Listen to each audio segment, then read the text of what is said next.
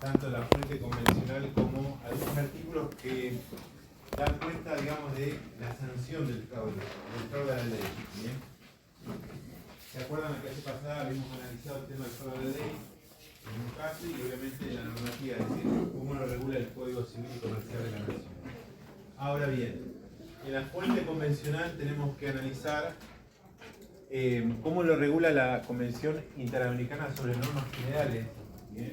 Y es ahí donde vamos a ver que en el artículo 6 de dicha convención, que fue ratificada por la Argentina a través de la ley 22.921, ¿cómo define el fraude a la ley? Bien, es decir, hasta el 2015, hasta la sanción del Código Civil y Comercial de la Nación, no había un artículo que dé cuenta de la regulación del fraude a la ley. Yo en las clases hasta el 2015 daba cuenta, digamos, de este artículo 6 en cuanto al marco teórico de poder conceptualizar el concepto del fraude. Hoy por hoy tenemos, como muy bien lo vimos la clase pasada, el artículo 2006-98. ¿Bien? El artículo 6 dice: no se aplicará como derecho extranjero el derecho de un Estado parte cuando artificiosamente se hayan evadido los principios fundamentales de la ley de otro Estado parte. Quedará a juicio de la autoridad competente del Estado receptor el determinar la intención fraudulenta de las partes interesadas.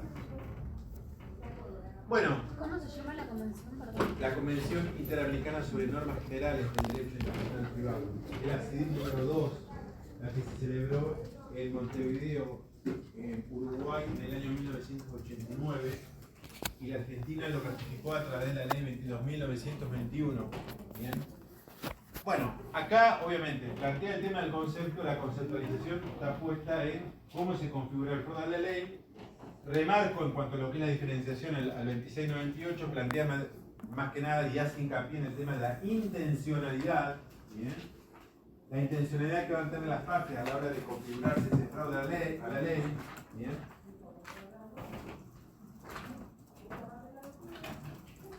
Y también se plantea el tema de haber evadido los principios fundamentales, ¿no?, de la ley de un determinado Estado.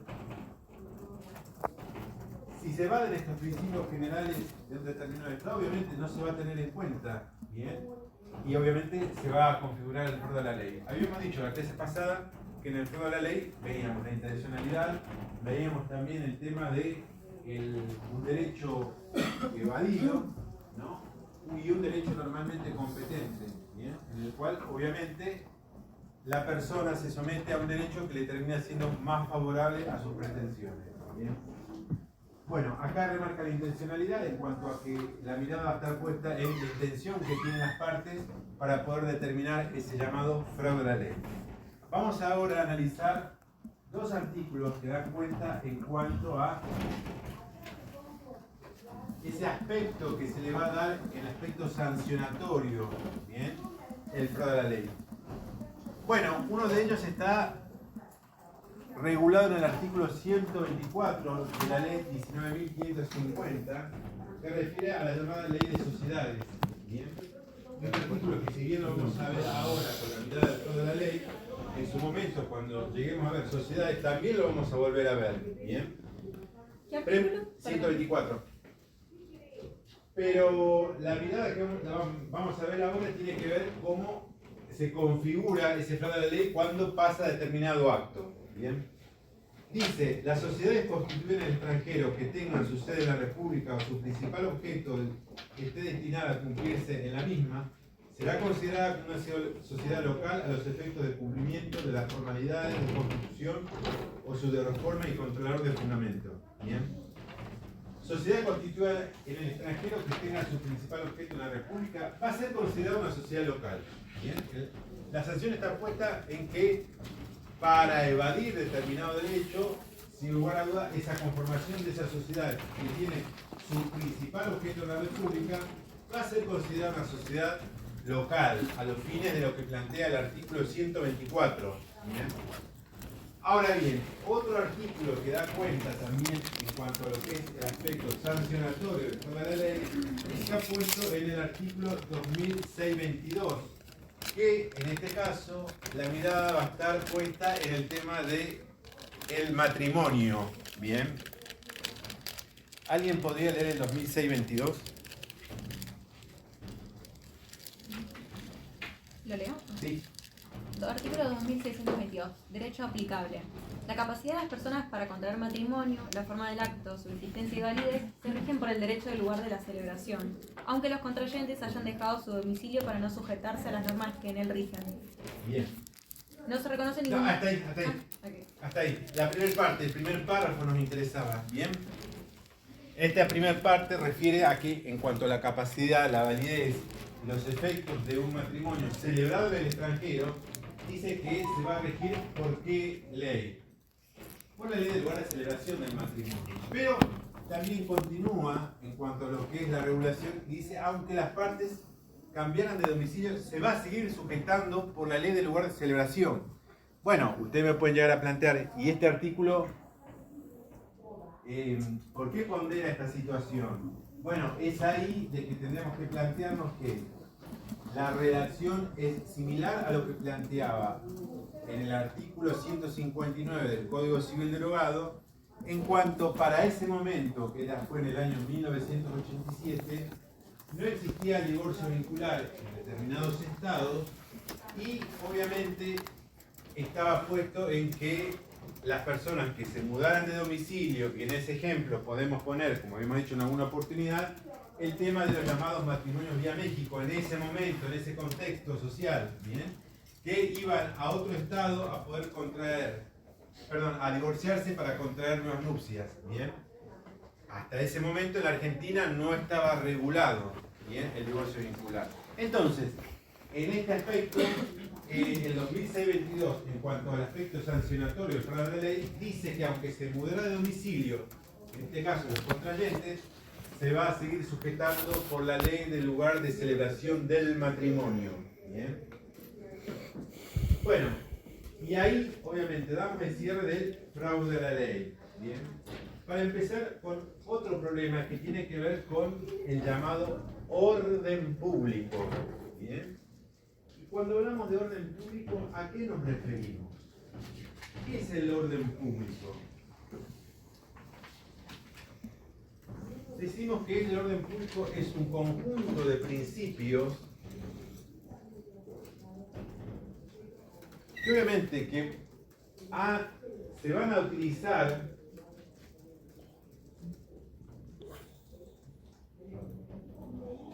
para poder controlar, en este caso, la justicia en lo que es la solución del fondo de un caso. Bien.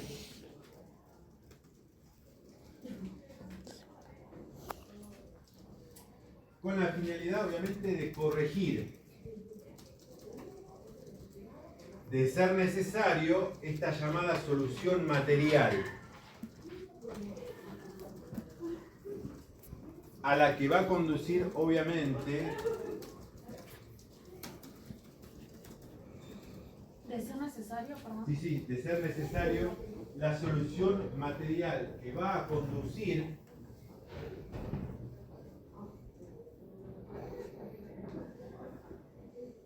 a la aplicación de la norma de conflicto. Bueno, a ver, hablamos de un conjunto de principios fundamentales que obviamente, ¿en qué va a estar basado ese conjunto de principios? Costumbres, ¿qué más? Buena fe. Buena fe, ¿qué más? Principios generales, ¿bien? Historias que se pueden llegar a dar en un determinado estado, ¿bien? Y es ahí donde podemos poner, obviamente, y que se pone en juego el tema de la llamada institución desconocida, ¿no? ¿Por qué? ¿Qué finalidad tiene el tema de, en este caso, ponderar la institución desconocida? ¿Se acuerdan? En un momento acá hemos hablado en reiteradas oportunidades el tema de la institución desconocida, ¿no? ¿Qué sería una institución desconocida y cuál sería un ejemplo? Un ejemplo sería la triple filiación, habíamos hablado de filiación. Muy bien, hablamos de un instituto no regulado judicialmente dentro de lo que es un ordenamiento jurídico de un país. Bien. Acá, ¿cómo es tu nombre? La que dio el ejemplo. Yasmín había planteado el tema de la triple expiación, ¿no? Hoy por hoy no está regulado, ¿bien? Pero esto significa que a 2, 5, 10 años tenga una regulación y ya no pasa a ser una institución desconocida porque obviamente tiene una regulación. Como en su momento, antes del matrimonio igualitario era una institución desconocida y a partir de 2010 en la Argentina regula el matrimonio igualitario, ¿bien? Obviamente, este conjunto de principios fundamentales que cada Estado va a tener un conjunto de principios. Y ahí la pregunta que nos haríamos es, ¿en todos los Estados es similar ese conjunto de principios? No. Bien. Y entonces, ¿qué lo va a diferenciar? ¿Va a haber algún tipo de diferenciación? Sí, sin lugar a duda va a haber una diferenciación y es ahí donde nos podríamos poner en cuanto a que determinados estados regulan un instituto y en otro no, ¿no? Acá, no me acuerdo si acá o en la clase de la mañana habían planteado el tema de, ¿cómo se llama? El matrimonio entre más de 2 personas, ¿bien? Que se da en algunos estados de Norteamérica, bien, y sin embargo en la Argentina no es viable que 3 personas contraigan matrimonio, bien, o sin ir más lejos, que es una costumbre en los países árabes, ¿no? La mirada que tiene para esos estados en cuanto a lo que es el tema de contraer el matrimonio, sin contar el tema de la edad, ¿no? Que en algunos países se puede encontrar el matrimonio, el tema de los menores de edad, ¿bien? Obviamente, es reprochable, sí, pero en nuestro estado no está permitido, ¿bien? El orden público es variable. Bueno, usted me puede decir, bueno, pero todo depende de si haya sí o no regulación. No, bueno, es ahí donde yo a todos, en el día de mañana, dentro de 2 o 3 años, cuando ustedes se egresen, los invito a que obviamente sean partícipes de iniciar una demanda, ¿no? Independientemente de que tenga regulación o no lo que se está pidiendo. Y le pongo un ejemplo que es real y que hoy salió en La Nación, ¿no? Una hermana interpone un juicio de alimentos, ¿no? a sus hermanos y pide alimento en representación de la madre, que está postrada y que obviamente postrada en una cama por un problema de salud, un problema irreversible, y obviamente una de las hijas se ocupa de atender, no en forma personal, sino contrata a personas para que le puedan asistir las 24 horas. Entonces, la mujer, ¿qué hace? Inicia una demanda de alimento hacia los 2 hermanos. ¿Bien? Hablamos de una mujer grande que tiene un problema físico, un problema de salud y que obviamente interpone esta acción en cuanto al pedido de alimentos. ¿Bien? Para que pueda soportar los gastos, no solamente la única hija, sino los otros 2 hijos. ¿Bien? A tal punto que obviamente en la mención que se hace, dice que la señora, la madre, vive de alquileres, tiene un alquiler, obviamente producto de una propiedad seguramente de la dueña, y obviamente tiene una jubilación. Eso no le alcanza y tampoco le alcanza lo que le ayuda a la hija. Entonces, ¿qué pide la hija a los hermanos? La colaboración en cuanto a la materia del pedido de alimentos. Esto es, ustedes, a la mirada de nuestro Código Civil y Comercial de la Nación, ¿es viable? Creo que no, pero solamente a los padres. Bueno, no, pero acá un juez de Santa Fe del Departamento de Reconquista hizo lugar ese pedido, ¿bien? Porque obviamente hay una necesidad económica, ¿bien? Sostiene la mujer en cuanto a que su madre no sí o sí requiere de la asistencia de alguien las 24 horas. ¿Qué le propuso a los hermanos? Bueno, le propuso internarla a la mujer, pero esa no es la solución, ¿bien? Entonces, el juez fue un poco más allá y tuvo la mirada de indicar que obviamente debe pagar alimentos, que tampoco es un gran alimento, de 900.000 pesos cada uno de los hermanos, ¿bien? ¿Por qué traigo a colación esta situación? Para que ustedes vean en esta situación real que no todo está regulado en el ordenamiento jurídico, no todo tiene que estar regulado para que obviamente el juez termine fallando a favor o en contra de una persona. Este juez de Reconquista, la provincia de Santa Fe, tuvo una mirada diferenciadora, ¿bien? Y pondera otras situaciones, ¿bien? En el cual le da lugar a esos alimentos, ¿bien? Que es impensado. Hasta no hace mucho, el año pasado me acuerdo que en España, me acuerdo que habían hecho lugar, sí, también, un padre también mayor pidiendo el alimento a los hijos, ¿bien? Y también le hicieron lugar a ese pedido, ¿bien? Obviamente, yo creo que se abre el juego en cuanto a la posibilidad, viendo el deterioro en cuanto a la jubilación y las pensiones que se está dando hoy en la Argentina, y obviamente a que hay una situación económica que en algunos casos no llegan a cubrir todos los gastos, y obviamente acá se ponderó esa situación, ¿bien? Pero bueno, el juez evaluó la necesidad, priorizó el tema de la salud, bien, el derecho a la salud, bien, priorizó el derecho a la vejez, ¿no? Que muy poco se habla en la Argentina, pero en el mundo se está hablando, ¿no? Vamos camino, y esto lo hemos hablado en alguna oportunidad, ¿no? El tema de que cada vez va a haber gente mayor, de 80, 90 años, 100 años, y cada vez hay menos chicos. Y esto lo hemos hablado en alguna oportunidad en este ámbito, ¿no? Y esto hace que dificulte esta situación, ¿no? Y haya necesidad, como en este caso, de que se interponga una demanda por alimentos, porque obviamente la hija, en representación de la madre que se encuentra postrada, no puede interponer ese juicio, y obviamente ella se presenta y le hace el lugar, ¿bien? Bueno, volviendo a lo que es el orden público. Bueno, el orden público, sin lugar a dudas, planteando el tema de este conjunto de principios en el cual se va a ponderar el tema de que, y lo vamos a ver cuando se vea el caso lo tan variable que resulta ser este orden público. Pero acá el orden público, tal cual como está regulado el Código Civil y Comercial de la Nación, el acorde de la ley, también está regulado el orden público. Es ahí donde en el artículo 2600 da cuenta a que entiende en este caso el ordenamiento jurídico interno de orden público. ¿Alguien podría leer el 2600?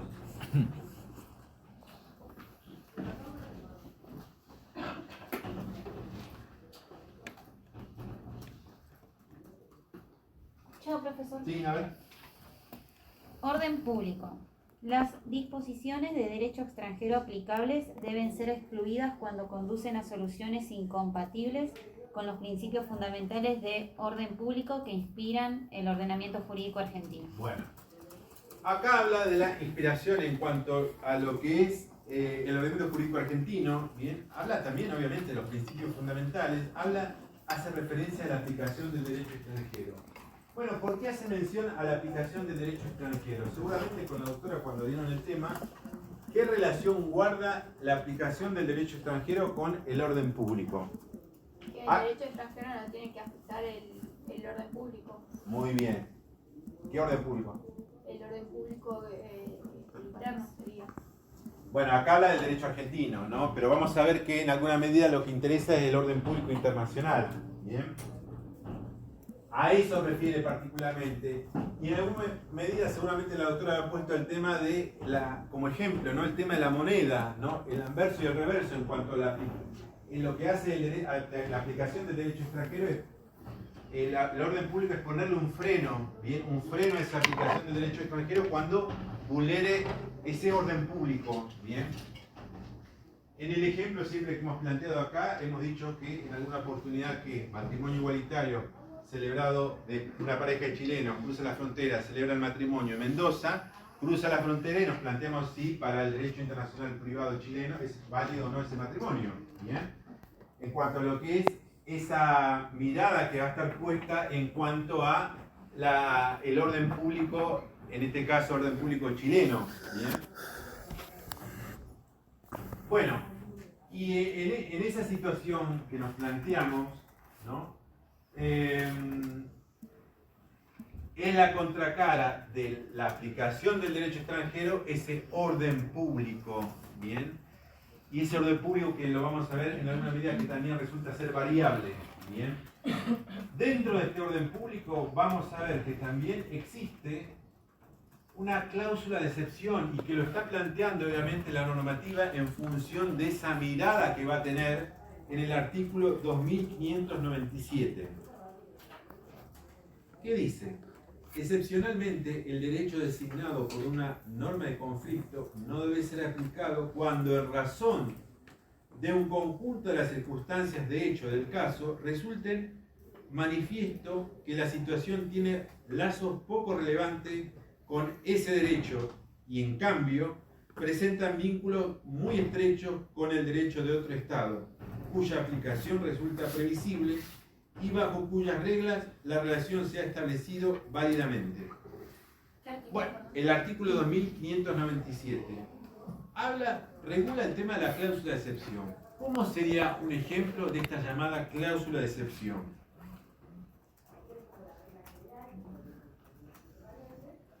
Dice cuando no presente, como muy bien plantea acá, lazos relevantes con un determinado derecho. ¿Cómo es tu nombre? Isabela. Vamos a suponer que Isabela y yo celebramos un contrato en Argentina con un cumplimiento en el Uruguay. Y de repente decidimos que sea el derecho alemán. ¿Bien? ¿Guarda alguna relación que hayamos elegido el derecho alemán? No guarda ninguna relación. ¿Bien? Ahora bien, podríamos decir que guarda relación si de repente hablamos de un contrato de compra-venta entre Isabela y yo, con lugar de celebración en la Argentina, con cumplimiento en el Uruguay y con cumplimiento en Brasil. Definimos que ese contrato lo termine regulando el derecho brasilero. Bien. Ahora bien, ¿guarda o no relación el haber elegido, tanto Isabela como yo, ese derecho brasilero? Sí, guarda relación. Bien. En el ejemplo, obviamente, hay una excepcionalidad de esa aplicación del derecho extranjero cuando consideramos que resulta ser relevante o no, ¿bien? Porque, digamos, ¿cómo va a estar puesto el tema de la mirada? Va a estar puesto en el tema de que si guarda relación ese derecho elegido por las partes, teniendo en cuenta que hablamos de un derecho extranjero. Y ahí nos podríamos llegar a plantear la llamada extraterritorialidad en cuanto a la aplicación de un derecho. Esto seguramente lo vieron con la doctora, ¿no? ¿Qué diferencia la territorialidad con la extraterritorialidad? ¿Hay una diferenciación entre una y otra? Desde el vamos hablamos del alcance. Cuando hablamos de la territorialidad, ¿a qué nos referimos? Exactamente, y hablamos dentro del marco normativo de la regulación dentro de un propio Estado. Y ahí hablaremos, por ejemplo, del Estado feudal con los estatutos, ¿no? Estatutos que obviamente dentro de lo que en el análisis del orden público nos planteaba que eran vigentes en determinados estados, ¿bien? Y no tenía un alcance extraterritorial, solamente se regía en ese estado. Ahora bien, ¿qué termina ponderando la aplicación del derecho extranjero? Esa llamada extraterritorialidad en cuanto al alcance que va a tener la aplicación del derecho extranjero. Permitir que ese derecho extranjero se pueda aplicar en ese estado. Y ahí entra a jugar lo que venimos a plantear con el tema de orden público, ¿no? Y esta cláusula de excepción. Sí, dígame. Consulta, Sí. ¿esto tiene relación con el ejemplo que, si mal no recuerdo, habían dado acá de un caso que una menor se había casado con un mayor de edad y que le concedieron alimentos, o sea, reconociendo eso del hijo, Sí. para que justo no, o sea, porque si no reconocían eso no podía dar alimentos. Creo que era más o menos el ejemplo. ¿Tiene ¿De alguna acá cosa del que elemento que ver? recién mencioné? No, de otro. No, sí, Ah, de de- otro te ah, de- digo, ejemplo de un- ¿tiene algún... A ver, vuelve a lo de reiterar porque no... El ejemplo era de un hombre muy mayor Sí. que allá en la cultura árabe se casó con una Sí, sí. nena menor. Y acá, si no le reconocía el matrimonio, la nena no podía acceder a los alimentos. Entonces se lo reconocieron para que pueda acceder a los alimentos. Se habían dado un ejemplo en una clase, no me acuerdo cuál. ¿Cuál es la pregunta? ¿Tiene alguna relación con eso de si aplica la excepción? Porque veo que de un determinado modo se va en contra del orden público, porque Bueno, no, motivos ahí obvios, está. pero ahí No, está sí. la excepción. No, la excepción va a entrar siempre y cuando, vuelvo a reiterar, sea relevante ese derecho a la solución del caso, ¿bien? Y si guarda algún tipo de contacto, ¿bien? Por eso yo puse el ejemplo, en este caso Isabel y yo celebramos un contrato en Argentina con cumplimiento de Uruguay, elegimos el derecho alemán. No guarda ninguna relación, ¿me explico? En ese ejemplo. Ahora bien, si de repente hablamos de un cumplimiento, no solamente en Uruguay y Brasil, ponderamos que sea el derecho brasileño, bueno, ahí guarda una relación, ¿bien? ¿Qué se tiene en cuenta? Bueno, como usted sabrá, en el tema de alimentos, igual se lo comento, hay un abanico de posibilidades, ¿bien? De poder elegir. Siempre, y esto sí, tengan en cuenta, siempre que se plantea un conflicto y un privatista multinacional, ¿qué se mira cuando hablamos de fuentes? En este caso, si fuera el Brasil, si existe o no un tratado o una convención internacional. ¿Existe con Brasil? No. Y entonces, ¿cómo se va a regular el juez? ¿Cómo va a fallar? ¿En función de qué? En su derecho interno y internacional. Exactamente, en función de su derecho internacional privado interno. Se tendrá que fijar, obviamente, en este caso, en el artículo 2652, perdón, 2652, sí, en el tema de si se establece un conflicto, cómo se va a regir ese contrato internacional. ¿Bien? Igual se los digo, que igual lo vimos, se rige por el lugar de cumplimiento. ¿Bien?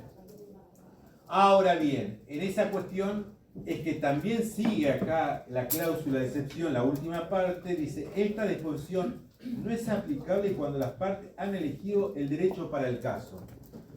Bueno, no va a ser aplicable en tanto y en cuanto las partes la elijan, ¿bien? Y ahí entra a jugar la llamada autonomía de la voluntad, ¿bien?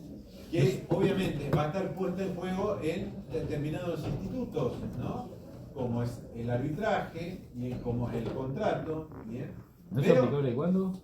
¿Cómo? ¿No es aplicable cuándo? Cuando se establece la llamada autonomía de la voluntad. No entiendo nada. La cláusula de excepción se puede elegir, o sea, se puede elegir libremente. Sí. Las partes, en Argentina, yo Uruguay, vamos a Brasil. Sí.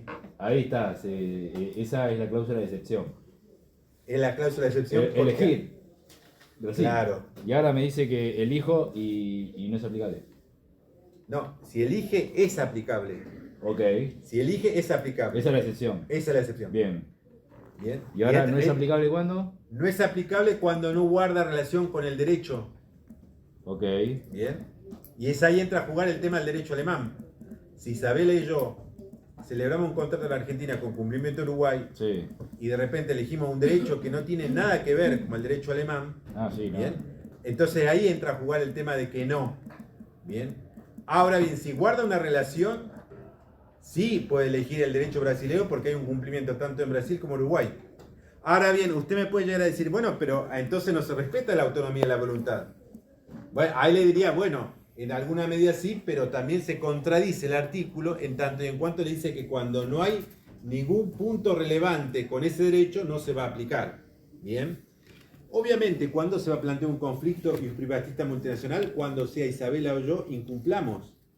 Bien. Cuando incumple a una de las partes. Claro, claro. Y es ahí donde va a entrar a jugar qué derecho va a regir ese contrato. Bien.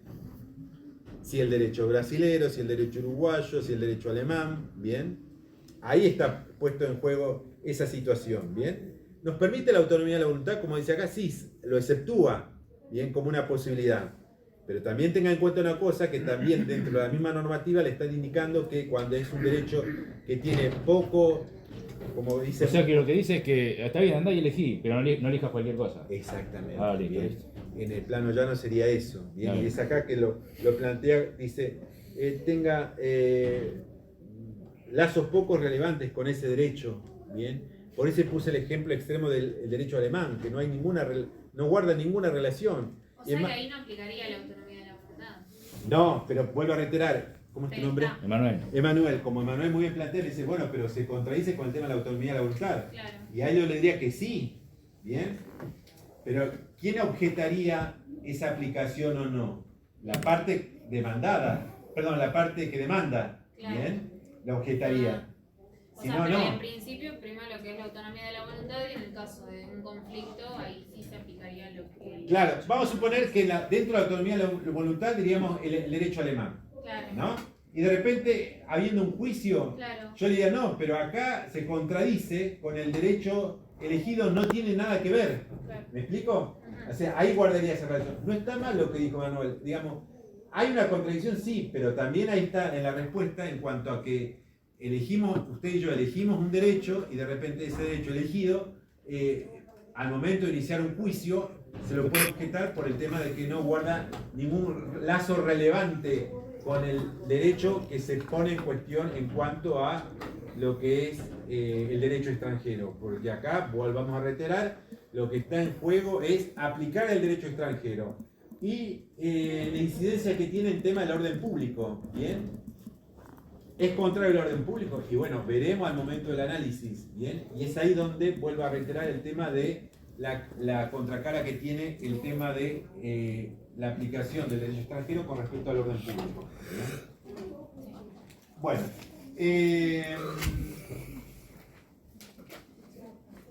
dentro de lo que es el orden público, vamos a ver ahora cómo plantea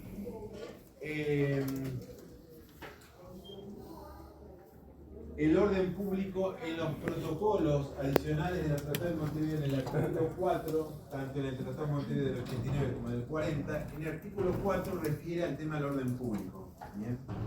¿Qué dice ese protocolo? Las leyes de los demás estados jamás serán aplicadas contra las instituciones políticas, las leyes de orden público o las buenas costumbres del lugar del proceso. ¿Bien? Simple y sencillo, hace referencia al tema de cuándo se puede o no aplicar ese orden público, cuándo va en contra obviamente de algún tipo de ordenamiento. Refiere acá al tema de las costumbres, tengamos en cuenta que esto está planteado uno de los tratados a mitad del siglo pasado y el otro el anterior siglo, ¿bien? Es decir, hoy por hoy, digamos, la mirada no está puesta solamente en el tema de la costumbre, pero en ese momento obviamente la mirada está puesta en la costumbre, como muy bien plantea acá, las instituciones políticas, las leyes de orden público, ¿bien? Como a la hora de ponderar si se puede aplicar o no ese derecho extranjero, ¿bien? Perdón, ¿en qué artículo está? El artículo 4 del protocolo adicional, ¿bien? Tanto el Tratado de Montevideo del 89 como del 40. Bueno, para hablar de orden público tenemos que hacernos referencia al caso Solá. El caso Solá refiere, que solamente lo van a ver, no sé si como trabajo o no, pero lo vamos a ver ahora en la parte general y en la parte especial. Es un caso en el cual Solá contrae matrimonio en Argentina antes de 1987 y con posterioridad hace una separación personal. Bien, como hablamos en la clase pasada, la separación personal existía, bien, antes de la reforma del Código Civil y Comercial de la Nación. Pero no realiza el divorcio, bien, y él en ese momento se traslada al Paraguay, contrae nuevas nupcias, bien. Obviamente, Solá fallece y se plantea una cuestión interesante en cuanto a poder resolver, bien. ¿Qué se plantea? Bueno, en principio, les adelanto un tema que vamos a ver en la clase que viene, tiene que ver con la llamada cuestión previa. Cuando hablamos de cuestión previa, hablamos de una cuestión previa, preliminar, incidental, que sí o sí se tiene que resolver para después ir a la cuestión principal. Planteado el caso, ¿cuál sería la cuestión previa, preliminar o incidental en el caso? ¿Qué se tiene que resolver primero? Separación personal. La separación. No. No está mal, pero ¿qué se tendría que resolver para resolver? Muy bien. Para ver quién va a heredar después. Exactamente. ¿Cómo es tu nombre? Juan Cruz.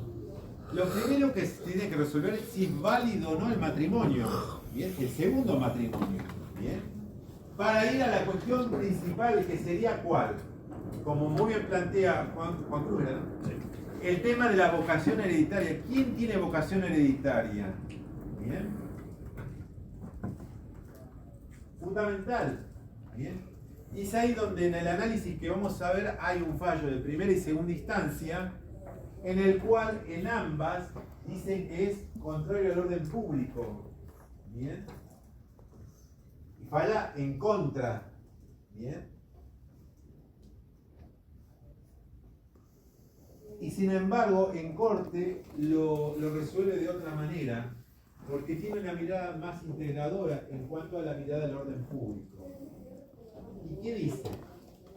El orden público internacional no es un concepto inmutable y definitivo, sino esencialmente variable, pues expresa los principios esenciales que sustentan la organización jurídica de una comunidad dada, y su contenido depende en gran medida de las opiniones y creencias que prevalecen en cada momento en un estado determinado.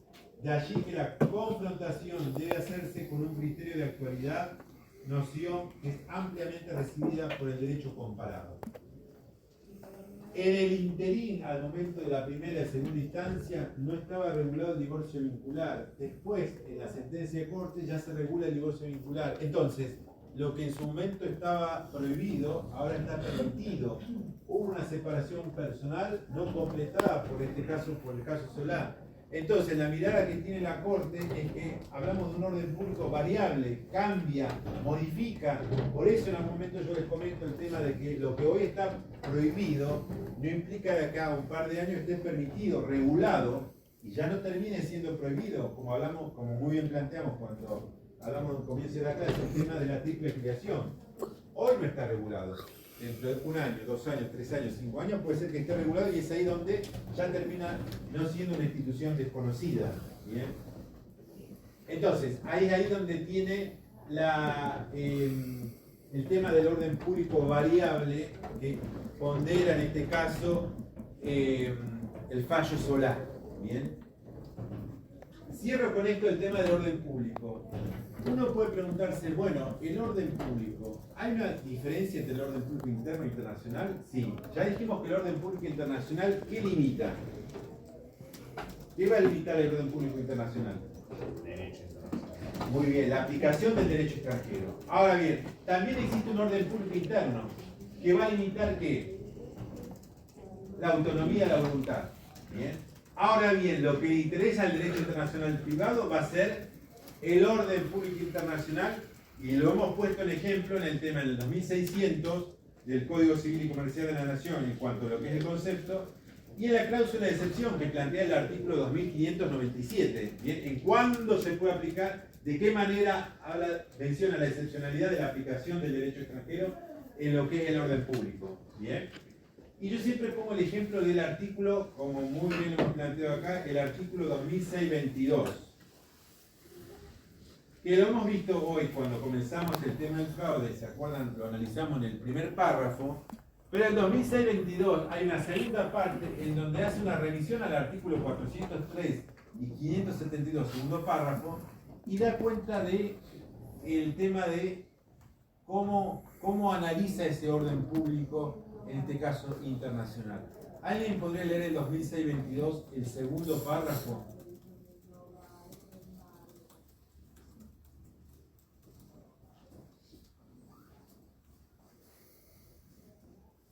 Si quiere lo leo de vuelta. A ver.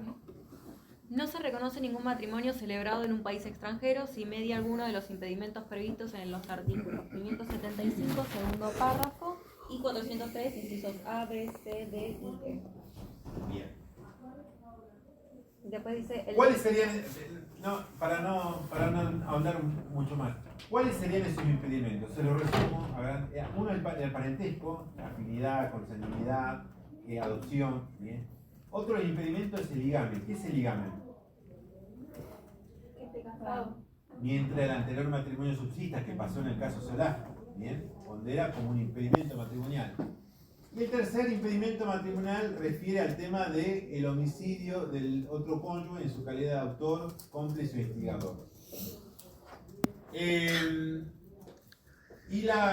Cuando hace el 575, el segundo párrafo, habla del tema de la regulación de la reproducción por gametos, ¿bien? Como un impedimento matrimonial. ¿Bien? Ahora bien, si hacemos una comparativa, cuando el 2622 plantea cuáles son los impedimentos a tener en cuenta al momento de determinar si es válido o no un matrimonio celebrado en el extranjero, hace una enunciación taxativa. Y es eso lo que le importa al orden público internacional. Ahora bien, hay varios artículos que no los menciona, que sería el tema de la falta de edad legal, no lo toma bien como orden público internacional, lo cual esa falta de edad legal va a ser ponderada dentro de lo que es el orden público interno y no el orden público internacional. Entonces, volviendo al tema, el 2622, segundo párrafo, hace una observación y una regulación en cuanto a lo que es el orden público internacional. Bien. Y ese orden público internacional es lo que le interesa al derecho internacional privado. Bien.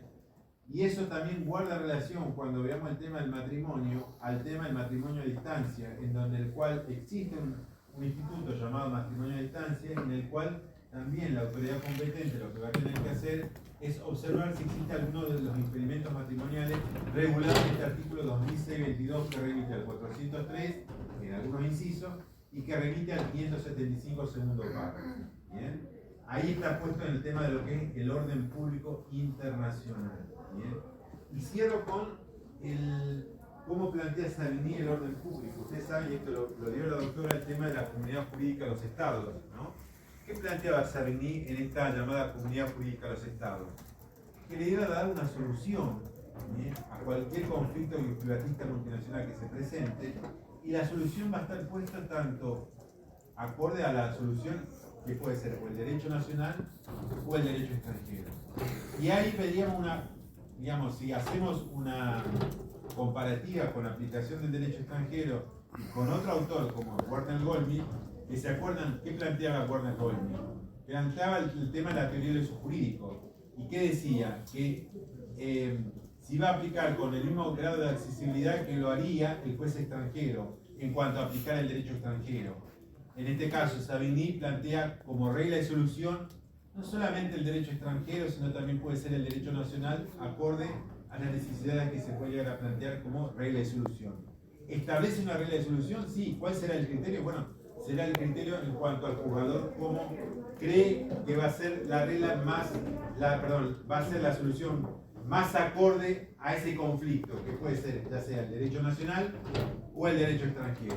En cambio, Golmi, cuando habla de la aplicación del derecho extranjero, habla de que el juez argentino se tiene que posicionar en juez extranjero y tiene que fallar tal cual lo haría ese juez extranjero, lo cual obliga, en este caso, a la aplicación del derecho extranjero. ¿Bien? Bueno, no sé si les quedó alguna duda, me quieren preguntar. Sí, lo del tema es Savigny. Plantea un conflicto. ¿Bien? A partir de ese conflicto le da una regla de solución que sería, puede ser ya sea el derecho nacional o el derecho extranjero. ¿Bien? Es decir, no habla de una obligatoriedad del derecho extranjero, si hacemos una comparativa con el tema de la teoría jurídica. Habla de qué será, de acuerdo al juzgador, cuál va a ser ese derecho aplicable que va a terminar resolviendo ese conflicto. Bueno, nos vemos la próxima.